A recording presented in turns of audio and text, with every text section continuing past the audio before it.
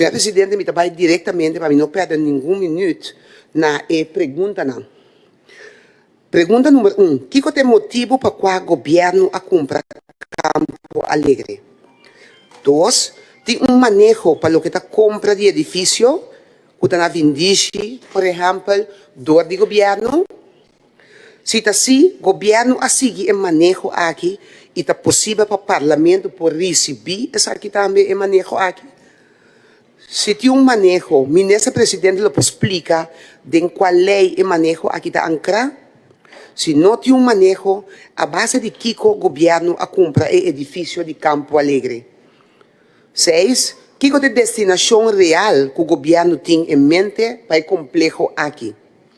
O governo mesmo vai seguir com a operação de complexo aqui?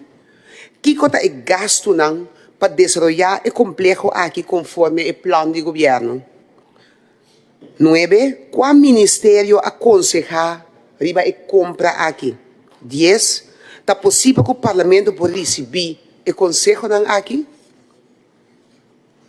Quanto edifício o governo está manejando no momento aqui via de uitvoeringsorganisatie domeinbeheer? O parlamento pode receber uma lista de essa aqui não? 2. É suma de 8 milhões a sair fora de capitaldienst? 3. É decisão de compra de Campo Alegre, da conta com o sostém do Conselho de Ministros, nós podemos mirar o documento não concerne. 4. Com o governo também justificar e compra aqui de capitaldienst. 5. Banda de compra 8 milhões de florins. Estava tem gasto adicional que tem que pagar. Quais aqui não está? 16. De com o ministro-presidente mesmo a participar no processo de bidding, que me deriva veiling, nós está considerando isso aqui como uma novidade de governação. Tem mais edifício que o ministro-presidente e outro ministro-presidente no passado mesmo vai comprar? 17.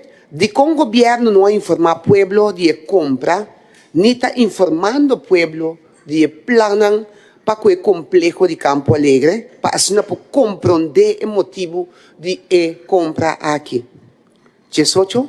O governo tem intenção para vender o edifício aqui com terceira. 19.